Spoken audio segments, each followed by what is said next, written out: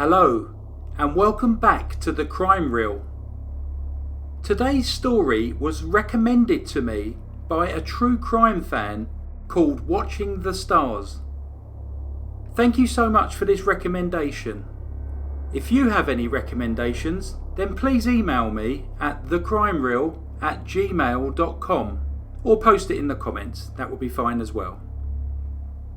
For this week's true crime story, we shall be visiting Montreal, Canada, to look at the life and death of Monica Proietti, a Canadian bank robber who became an unlikely hero to many Montrealers despite her criminal career. Monica was born on February 25th, 1940, into a large, poor family. From an early age, she was forced into a life of crime, being taught how to steal to help her family make ends meet. She lived with her mother, grandmother and 7 siblings on Saint Dominique Street, located in the red light district in the East End of Montreal. This area was famous for neon cabarets, gambling establishments and brothels. The tenements, with many large families, were crowded into cramped conditions that were cold, dirty and rife with crime. Her grandmother taught her and many of the other children in the neighbourhood how to steal and would give them a cut of the take. There was nowhere for the children to play in the neighbourhood. They roamed the streets begging and stealing. At the age of just 11, she dropped out of school, allowing her more time to spend on criminal activity in order to help her family survive. Shortly afterwards, her grandmother was sent to prison for handling stolen goods. Driven by the need to help her mother support her large family, at the age of just 13, she was arrested for prostitution. Just 4 years later, in 1956, when Monica was 17 years old, she married a man 16 years her senior. Her husband's name was Anthony Smith, who was a gangster who originally came from Scotland. The couple soon had 2 children, Jeanette and Anthony, and for the next couple of years, Monica had more stability in her life. She became a stay-at-home mother and relied on her husband to provide for her financially. However, this stability was short-lived. In 1958, her mother, who was pregnant with her 9th child, and 3 of Monica's siblings were killed in an explosion in their tenement. The official cause of this explosion was a gas leak, something which Monica disputed. She pursued this with the police, but they did nothing. Monica had attempted to save her family from the fire, but was unable to. At the age of 22, Monica and her husband Anthony were arrested for robbing Café Paloma. As a result of this, Anthony was deported back to Scotland for a period of at least 4 years on the basis of him being an undesirable. While she avoided a jail sentence for her part in the crime, Monica was left alone to care for and support her 2 young children. With her lack of any formal education, no previous work experience, and 2 young children to supervise, Monica was unable to find legitimate employment. She struggled to provide for her family on even the most basic level, and soon felt that her only option was to return to a life of petty crime. A couple of years later, Monica met a man named Viateur Tessier and soon embarked upon a relationship with him. She had a child with him named Gilles and soon moved to a house in Repentigny to start a new life with Viateur and her 3 children. Viateur was a bank robber and taught Monica the skills required to rob banks. For the following couple of years, Monica helped Viateur plan the robberies which he then carried out. This came to an end in 1966 when he was charged and convicted of armed robbery and sentenced to 15 years in prison. Once again, Monica was alone struggling to make ends meet for herself and her 3 young children.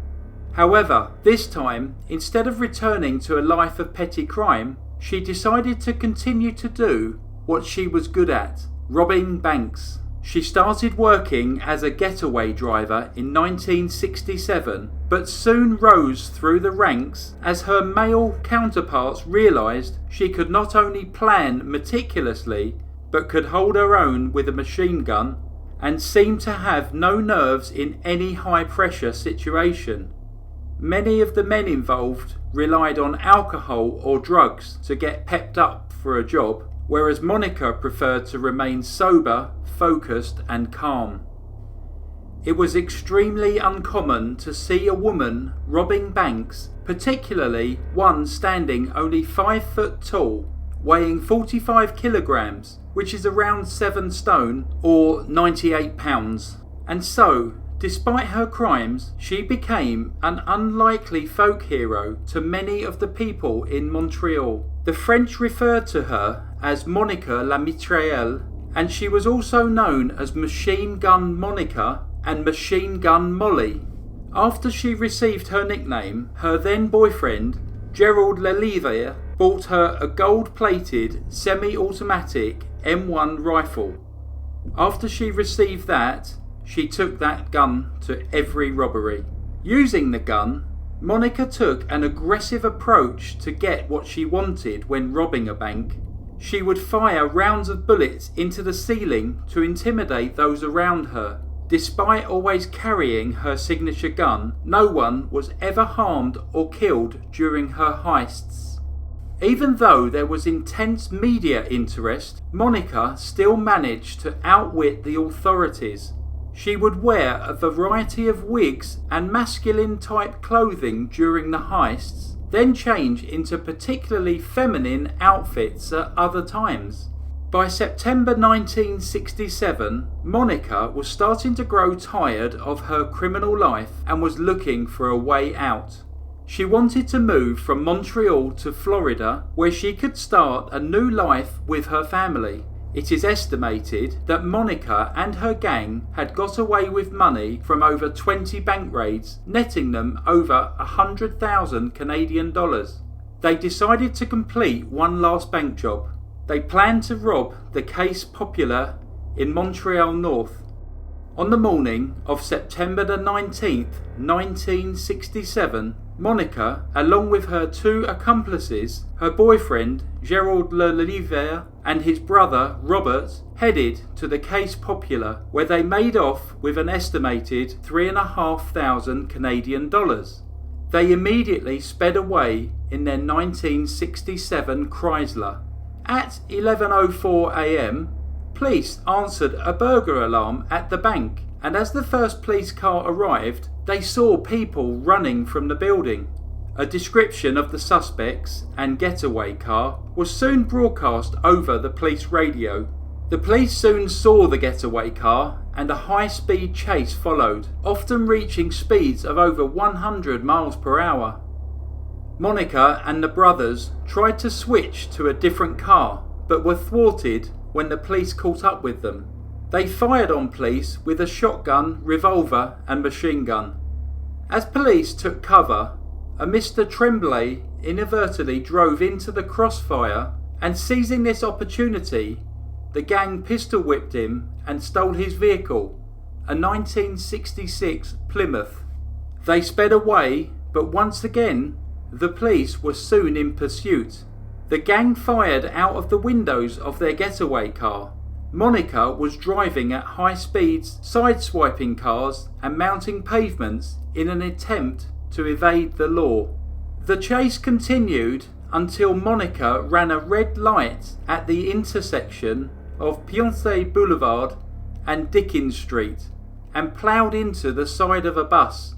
The vehicle was moving so fast and hit the bus with such force that it moved it several feet to the side. Monica's accomplices managed to pull themselves from the wreckage and immediately ran from the scene, but were soon captured. Having already been injured, Monica was unable to run. At this point, she stuck her revolver out of the window and fired in the direction of the police. The police returned fire and Monica was shot in the chest, dying instantly. On the seat beside her was $3,500 Canadian of cash stolen from the case popular, a sawn-off shotgun and 2 pistols. A haunting photograph was shown in the newspapers the following day of Monica lying on the pavement with a dark red bullet wound on her chest. Many consider that the media were responsible for over-glamorising the life and death of Monica Proietti, making her into some silver screen type icon. Films and musicals based on her life have diluted the facts over the years. Even when researching this story, many discrepancies appear between supposedly reputable sources. I have hopefully conveyed the facts as accurately as possible in this narration. Despite the media hype, it should not be forgotten how traumatic her younger years were and how her early death left behind 3 young children who had to deal with the impact of her legacy. I hope you found that story interesting.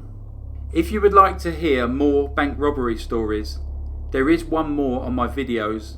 It's called The Strange Case of Tim Atahan. He's based in Australia. Thank you so much for the wonderful support you are giving me. Please keep giving your opinions and comments. They are very interesting to me and interesting for others to read. Thanks again for listening to The Crime Reel. Goodbye.